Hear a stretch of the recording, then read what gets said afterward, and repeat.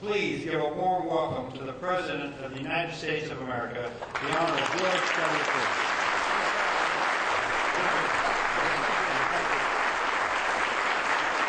Thank you all. Please be seated. Thanks for the warm welcome. Mr. Commander, thank you for letting me come by and visit with you about the subject of how to keep the peace and protect the United States of America. I'm proud to be with my fellow Legionnaires.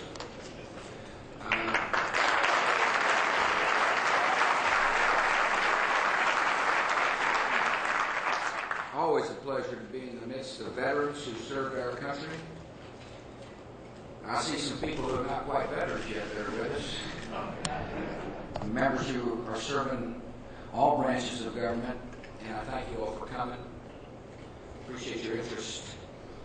And in the direction this nation must continue to lead in order to protect ourselves and promote the peace. I want to thank Carol Ben Kirk, who's the National President of the American Legion Auxiliary.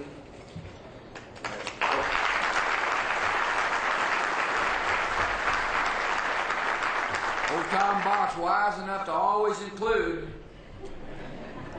the auxiliary.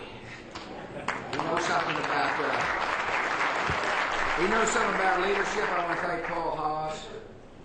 I want to thank John Summer, Executive Director. He spends quality time in the Oval Office along with the Commander. He's never shy to express his opinion, but that's what you're paying for. I want to thank the Chairman of the Senate Armed Services Committee, Senator John Warner. Senator, it means a lot to me, and it means a lot to the folks here that you take time to come here to be with them, and I'm honored you're here. Thanks for coming.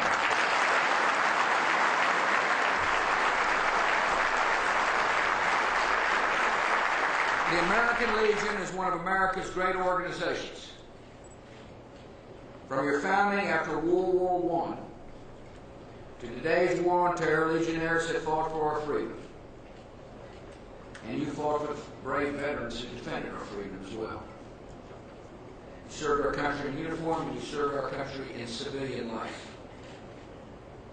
The Legion was founded in the words of your Constitution to build a sense of individual obligation to the community, state, and nation. And when Hurricane Katrina struck our nation's Gulf Coast, Legion posts all across America swung in action to help neighbors in need.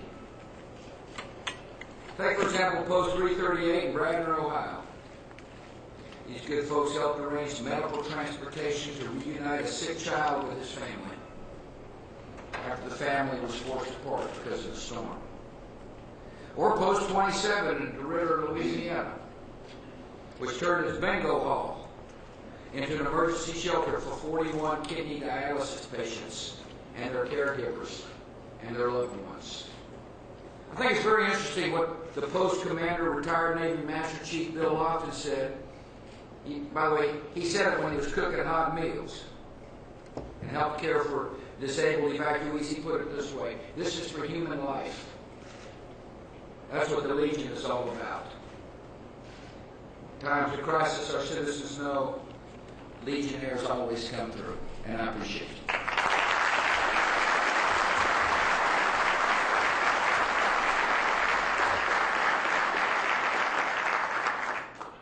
Members of the American Legion are showing the heart of the Legion every single day, not just when catastrophe hits. Across America, Legionnaires and members of the Ladies Auxiliary volunteer in veterans hospitals, sponsor scout troops and youth baseball, collect scholarship money for deserving students, including a special fund that the Legion established for the children of troops who've been killed in the war on terror. And I thank you for that as well. Our nation is grateful for your service on and off the battlefield. As you serve your fellow Americans in need, you're also strongly supporting the American flag. It was the Legion that helped draft our nation's first flag code back in 1923. And Legionnaires have been working ever since to ensure that the flag is cherished and protected. I appreciate your leadership of the Citizens Flag Alliance, and like you, I support a constitutional amendment to protect the American flag.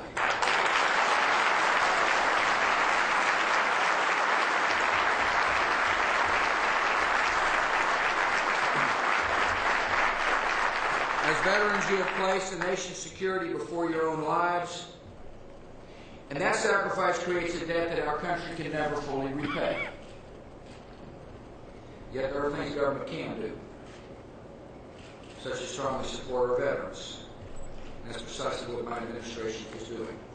At the time when we're holding down discretionary spending, with my 2007 budget, my administration will increase funding for our veterans by $35 billion since I took office, which is an increase of 75%.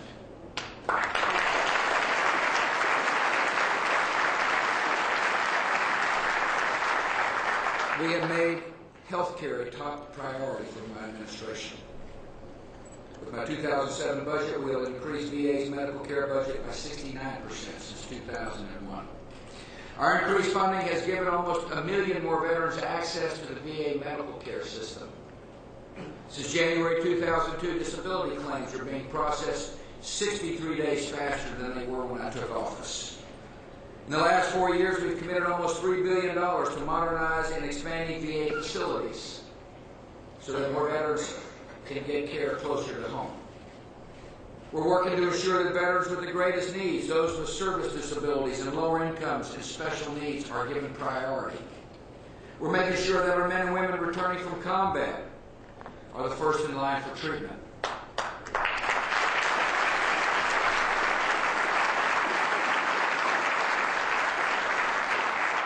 We're also getting results for veterans beyond the health care system.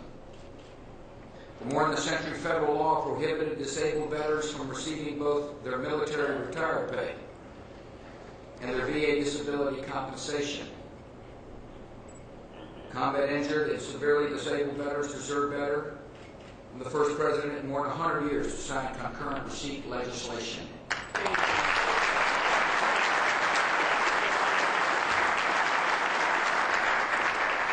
And I thank the Legion for working on these issues. Our nation's debt extends not just to the veterans who served, but also to the families who stood by them in war. I signed into law the Veterans Benefits Act, authorizing $1 billion in new and expanded benefits for disabled veterans, surviving spouses, and their children. The families of our veterans have served our country. Our nation will honor their service by standing with them in their time of need.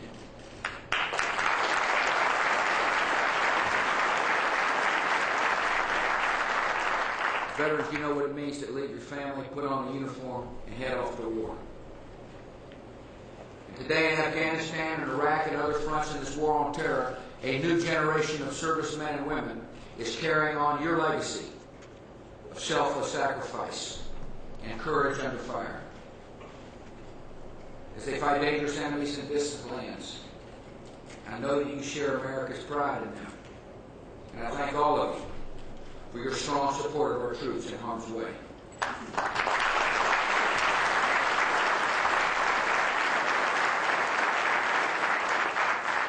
Their service is needed in these dangerous times.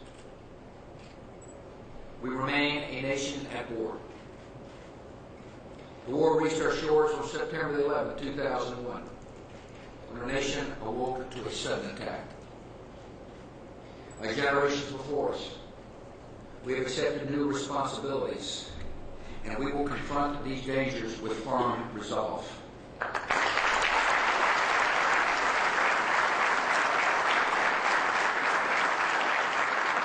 Our most important duty is to defend the American people. And so we're taking the fight to those who attacked us. We're taking the fight to those who share their murderous vision for future attacks. We will take this fight to the enemy without wavering, and we will prevail.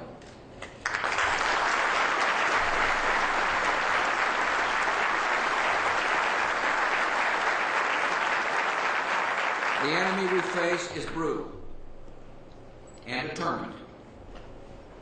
The terrorists have an ideology. They share a hateful vision that rejects tolerance and crushes all dissent. They seek a world where women are oppressed, where children are indoctrinated, and those who reject their ideology of violence and extremism are threatened and often murdered. The terrorists have aims. They seek to impose their heartless ideology of totalitarian control throughout the Middle East. They seek to arm themselves with weapons of mass murder. Their stated goal is to overthrow moderate governments, take control of countries, and then use them as safe havens to launch attacks against Americans and other free nations. To achieve their aims, the terrorists have turned to the weapon of fear. They don't have the military strength to beat it. They can't beat us on the battlefield. They just cannot defeat the United States military. And so they're trying to break our will with stunning acts of violence. The terrorists do not understand America. They're not going to shake our will. We will stay in the hunt. We will never give in. And we will prevail.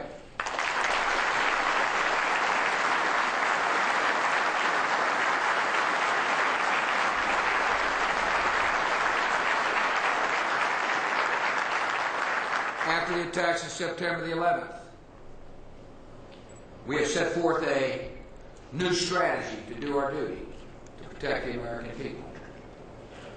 First, we're on the offensive, and we'll stay on the offensive, recognizing that we must defeat the terrorists abroad so we do not have to face them here at home. Secondly, I've set clear doctrine. America makes no decision between the terrorists and the countries that harbor them. If you harbor a terrorist, you're just as guilty as the terrorists, and you're an enemy of the United States of America.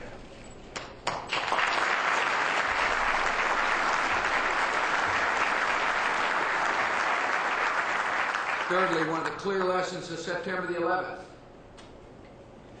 is that the United States of America must confront threats before they fully materialize. September the 11th, I looked at the world and saw a clear threat in Saddam Hussein. Saddam Hussein was an enemy of the United States. He was firing at American military pilots patrolling the no-fly zones. He was a state sponsor of terror.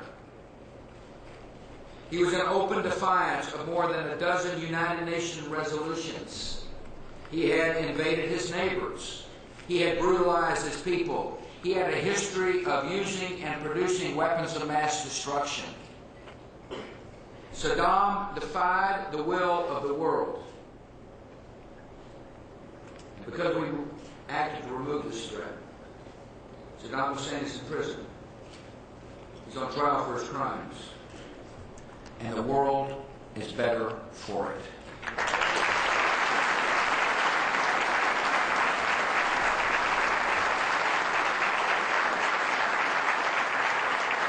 Fourthly, we're advancing our security at home by advancing the cause of freedom across the world. Because in the long run, the only way to defeat the terrorists is to defeat their dark vision of hatred and fear by offering the hopeful alternative of human freedom. That's what I want to talk to you about today. Our forward strategy for freedom. I'll discuss why the advance of freedom is vital to our security and the peace of the world, and how our efforts to spread liberty and democracy throughout the broader Middle East are progressing. I'm going to discuss with you our work to help the world's newest democracies build institutions of liberty that are the foundations for lasting peace. Our freedom agenda is based on a clear premise. The security of our nation depends on the advance of liberty in other nations. September 11, 2001, we saw that problems originating in an oppressive state 7,000 miles away could bring murder and destruction to our country. We saw that dictatorships shelter terrorists and feed resentment and radicalism and threaten the security of free nations. We know throughout history that democracies can replace resentment with hope and respect the rights of their citizens and our neighbors and join together to fight in this global war against terror. History has shown that free nations are peaceful nations. Think about all the bloodshed on the continent of Europe the past 100 years. World War I and World War II. There were bloody battles. Thousands of Americans went to Europe to fight in those wars and never came home. Democracy took hold in Europe, and today Europe is whole, free, and at peace. Think about the example of the Far East. You know, my dad, like many of your relatives, went off to fight the Japanese. An 18-year-old fighter pilot, 60 years later, his son is working with the Prime Minister of Japan to keep the peace. And what took place between war and friendship was the development of a Japanese-style democracy. As we march into the future, America must be confident in the capacity of democracies to yield the peace we all want. We're committed to an historic long-term goal to secure the peace of the world. We seek the end of tyranny in our world. Far from being a hopeless dream, the advance of freedom is the great story of our time. Just 25 years ago, at the start of the 1980s, there were only 45 democracies on the face of the earth. Today, there are 122. And in the past 4 years alone, more than 110 million human beings have joined the ranks of the free. In our time, we've witnessed revolutions of rose and orange and purple and tulip and cedar, and these are just only the beginnings. Across the world, freedom is on the march. And we will not rest until the promise of freedom reaches people everywhere across the globe. It's in our national interest. It's important that we understand the capacity of freedom to yield to peace. In the March of Freedom, some of the most important progress is taking place in a region that is not known the blessings of liberty. And that's the broader Middle East. Since September 11, 2001, the nation of Afghanistan has gone from the terror of the Taliban to a democratic constitution, to successful presidential elections, to the seating of a democratically elected parliament. In less than 3 years, the nation of Iraq has gone from living under the boot of a brutal tyrant to liberation, to sovereignty, to free elections, to a constitutional referendum, and to elections for a fully constitutional government. By any standard or precedent of history, these two countries have made incredible progress on the road to a free society. America is inspired by Afghan and Iraqi determination to live in freedom. Freedom of progress in Afghanistan and Iraq is inspiring millions around the world to demand their liberty as well. In Lebanon, in Kyrgyzstan, voters have gone to the polls to choose their leaders in free elections. Other nations across the broader Middle East, hope is stirring at the prospect of change. And change is going to come. In that region that has known decades of tyranny and oppression, we're seeing the rise of a new generation whose hearts burn for freedom. And they will have freedom. As freedom spreads to new parts of the world, we're seeing something else as well. The uncertainty that often follows democratic change. Free elections are exhilarating events. Yet history teaches us that the path to a free society is long and not always smooth. I've seen that in our own history. In In the years following the American Revolution, there were riots and uprisings and even a planned coup. In 1783, Congress was chased from Philadelphia by angry veterans demanding back pay. And Congress stayed on the run for 6 months.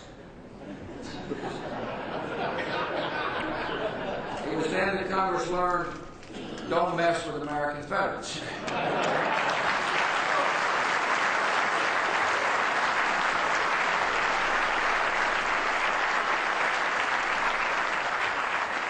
It's important to remember that our first effort at a governing charter, the Articles of Confederation, failed. And it took over a decade after independence before we adopted our Constitution and inaugurated George Washington as our first president. Other countries have had similar experiences. After the collapse of communism in Eastern and Central Europe, nations like Slovakia and Romania and Ukraine struggled for many years to overcome the legacy of oppression before freedom finally took root. No nation in history has made the transition to a free society without setbacks and false starts. Free elections are an important step on the road to a free society, but they're the first step. What separates nations that succeed from those that falter is their progress in establishing a civil society based on free institutions. So as we work for democratic change across the broader Middle East, we're also working to help new democracies establish the institutions that are the foundations of lasting free societies. Our efforts in the broader Middle East have been guided by a clear principle. Democracy takes different forms in different cultures. Yet all cultures, in order to be successful, have certain common truths, universal truths: rule of law, freedom of speech, freedom of assembly, a free economy, freedom of women, and the freedom to worship. Societies that lay these foundations not only survive, but they thrive. Societies that don't lay these foundations risk backsliding into tyranny. The principle has guided our efforts in Iraq. When our coalition arrived in Iraq, we found a nation where almost none of these basic foundations existed. Decades of brutal rule by Saddam Hussein had destroyed the fabric of Iraqi civil society. Under Saddam, Iraq was a country where dissent was crushed. A centralized economy enriched the dictator instead of the people. Secret courts meted out repression instead of justice. And Iraqis were brutally oppressed by Saddam's security forces. And when Saddam Hussein's regime fled Baghdad, they left behind a country with few civic institutions in place to hold Iraqi society together. So our coalition has worked to help the Iraqi people rebuild its civil society and the free institutions that sustain a democracy. And it's been very difficult work. Today, Iraq, though, does have a thriving free press with hundreds of independent newspapers and magazines and talk radio shows where Iraqis openly debate the future course of their country. In spite of the difficulties, Iraq does have an emerging free market with an independent central bank and thousands of small businesses operating across the country. Iraq is building an independent judiciary that is replacing the rule of a tyrant with the rule of law, which is now holding Iraq's former dictator to account for his crimes against the Iraqi people. Iraq has adopted one of the most progressive democratic constitutions in the Arab world, with protections for minority rights and women's rights. Iraqis now enjoy freedom of association, as we saw in the December elections, when parties and coalitions openly campaign for the vote of the Iraqi people. We're carrying out our clear strategy of victory in Iraq. political side, we're helping Iraqis build a strong democracy so old resentments will be eased and the insurgency marginalized. On the economic side, we're continuing reconstruction efforts and helping Iraqis build a modern economy so all Iraqi citizens can experience the benefits of freedom. And on the security side, we're striking terrorist targets and at the same time training Iraqis, which are becoming increasingly capable of carrying the fight to the enemy. Our strategy in Iraq is that the Iraqis stand up, we'll stand down. Troop levels on the ground will be decided by commanders on the ground, not by politicians in Washington, D.C.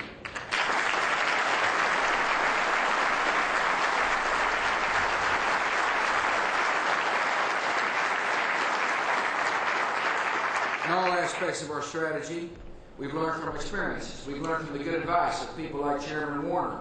We're fixing what hadn't worked.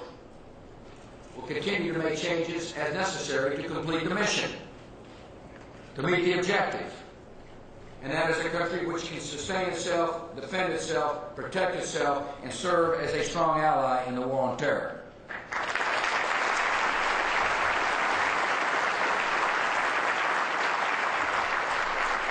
For every terrorist working to stop freedom in Iraq, there are many more Iraqis and Americans and troops from around the world working to defeat them.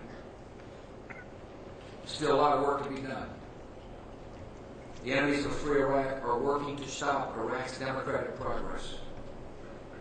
Democracy scares them.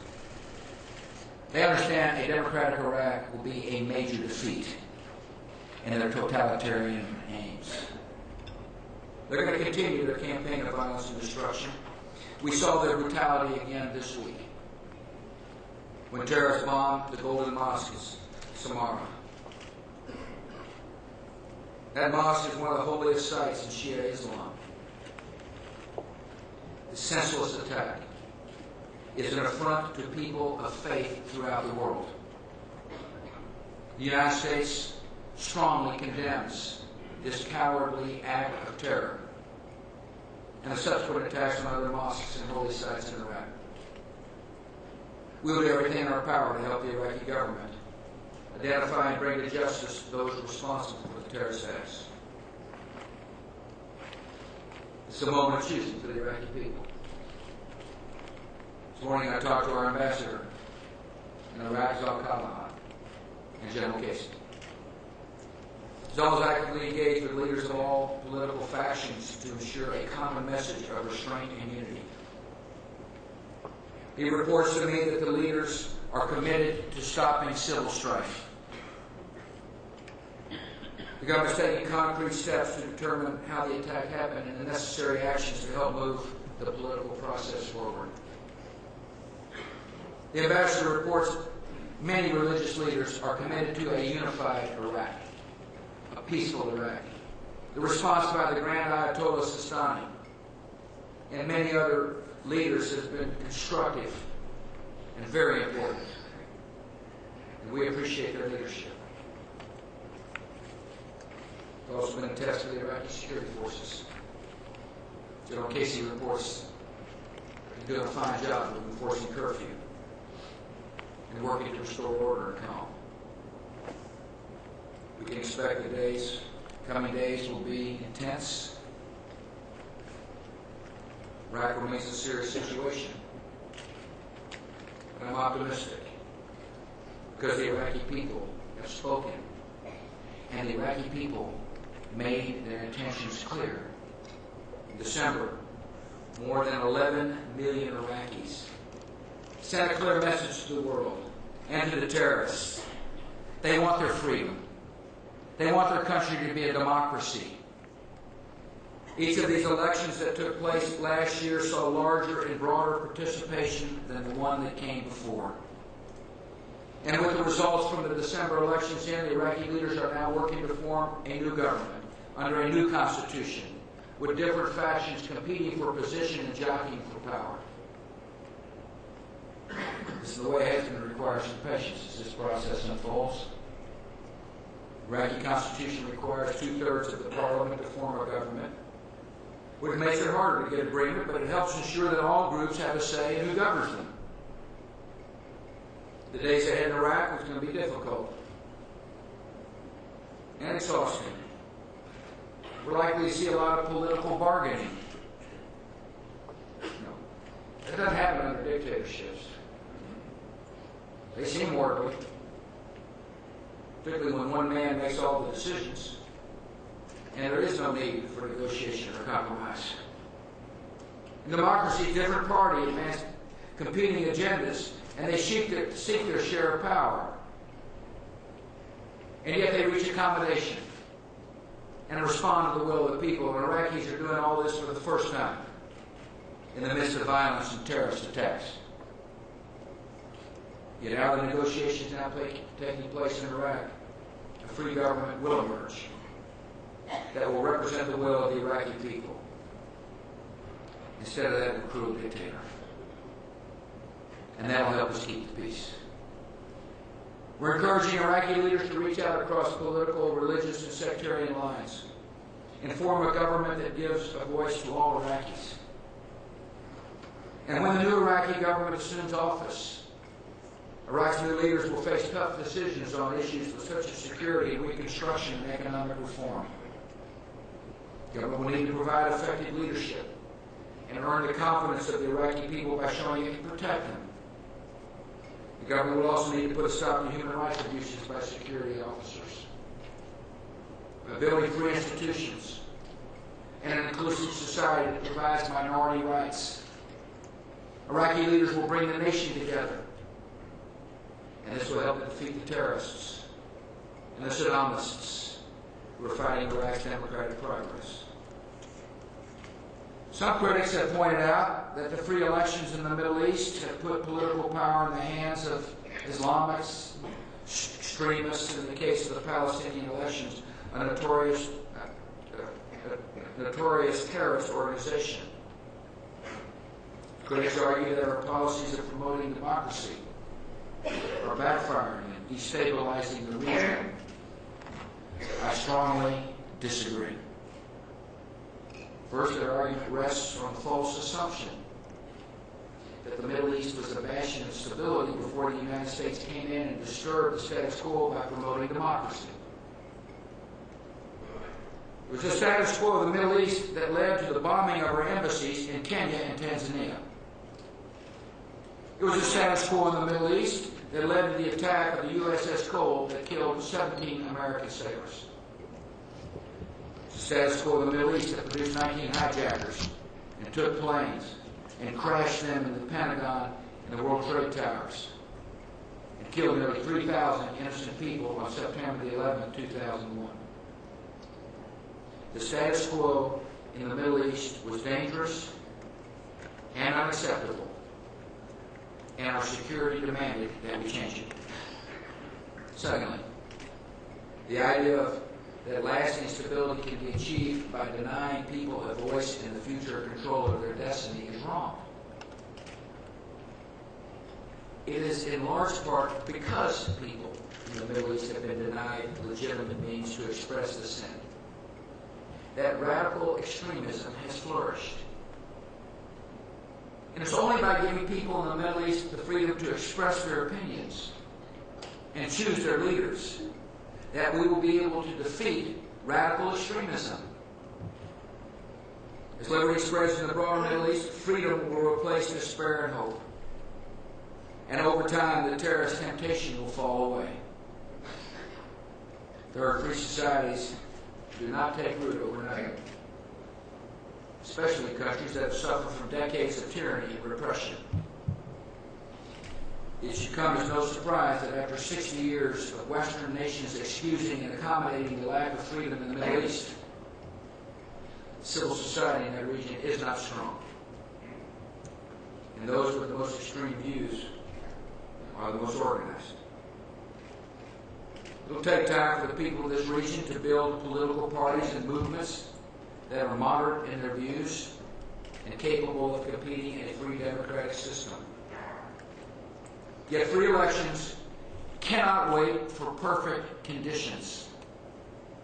Free elections are instruments of change. by giving people an opportunity to organize, express their views, and change the existing order. Elections strengthen the forces of freedom and encourage citizens to take control of their own destiny. Finally, as democracy takes root, the responsibilities of governing will have a moderating influence on those who assume power in free elections. It's easier to be a martyr than a mayor or a cabinet minister. When you're responsible for building roads and bridges and power stations and educating people and providing health, you're less likely to blow up health clinics and schools and bridges. In democracies, elected leaders must deliver real change in people's lives, or the voters will boot them out at the next election time. It's a lesson that the leaders of Hamas will now have to learn as they take power after their election victory in the Palestinian territories.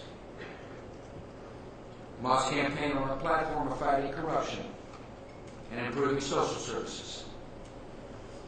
And that's how a Hamas government will be judged by the Palestinian people.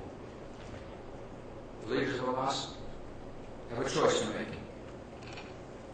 If they want the help of America, the international community to build a prosperous, independent Palestinian state, they must recognize Israel, disarm, reject terrorism, and work for lasting peace. The international community must continue to make clear to Hamas that democratically elected leaders cannot have one foot in the camp of democracy and one foot in the camp of terror. Iran is a nation held hostage by a small clerical elite that is isolating and repressing its people and denying them basic liberties and human rights. The Iranian regime sponsors terrorists and is actively working to expand its influence in the region. The Iranian regime has advocated the destruction of our ally Israel. And the Iranian regime is defying the world with its ambitions for nuclear weapons.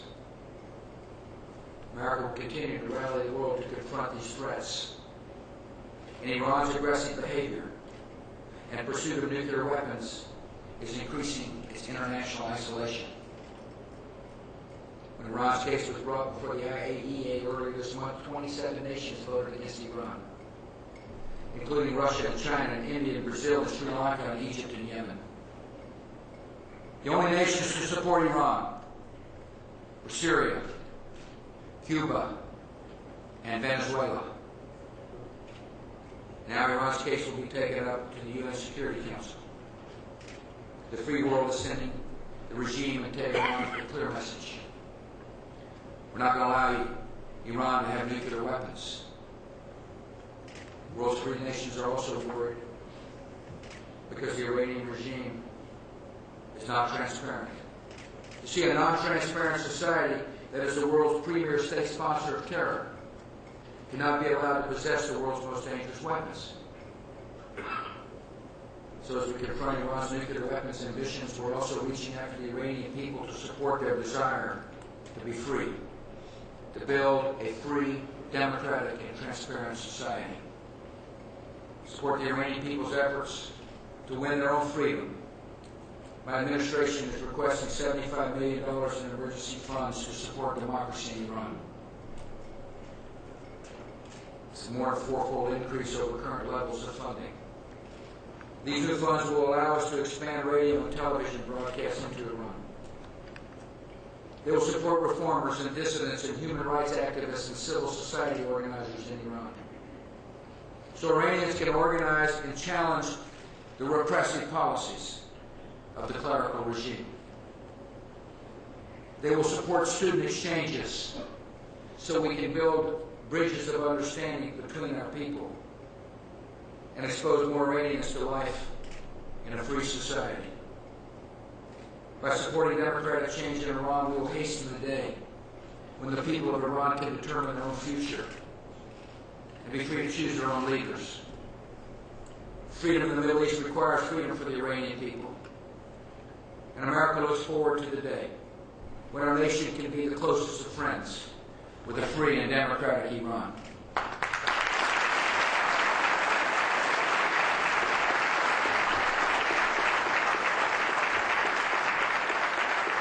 Freedom is on the march in the broader Middle East. The hope of liberty now reaches from Kabul to Baghdad to Beirut and beyond. Slowly but surely, we're helping to transform the broader Middle East from an arc of instability into an arc of freedom. And as freedom reaches more people in this vital region, we'll have new allies in the war on terror and new partners in the cause of moderation in the Muslim world and in the cause of peace. Bringing greater freedom to the nations of the Middle East is the work of generations. And the advance of liberty still faces determined enemies. Terrorists know the stakes in the struggle. They know that as more people in the region embrace freedom, they will lose their safe havens, lose their recruits, and lose the sources of funding they need to advance their hateful ideology. And so they continue to fight freedom's progress with all the murderous hatred they can muster. They will continue to create images of violence and suffering for the cameras. The terrorists know that the only way they can defeat us is to break our will, force our retreat. And that's not going to happen so long as I'm the President of the United States.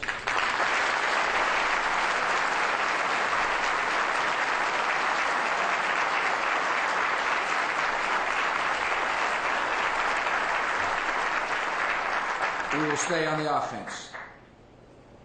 We will continue to hunt down the terrorists wherever they hide. We'll continue to stand with the people of the Middle East as they step forward to claim their freedom. You can be confident in our cause, because we have seen freedom conquer tyranny and secure the peace before. We've seen freedom arrive on waves of unstoppable progress to nations in Latin America and Asia and Africa and Eastern Europe. And now the hope of freedom is stirring in the Middle East, and no one should bet against it. We can also have confidence in our cause. We have the greatest force for freedom in the history of the world on our side. The men and women of the United States Armed Forces.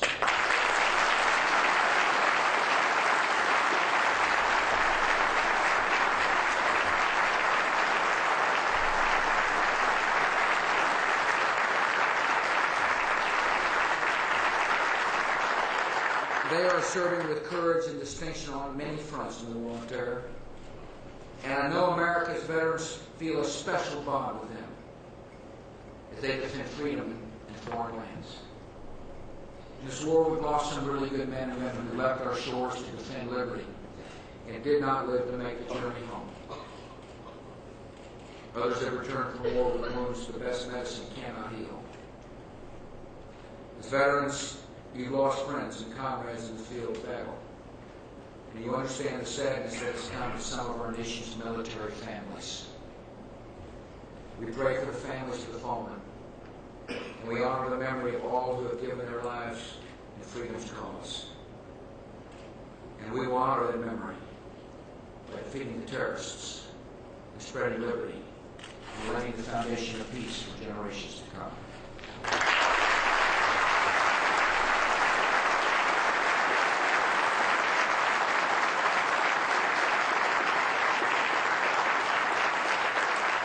I appreciate the Legion's support for our troops in the fight.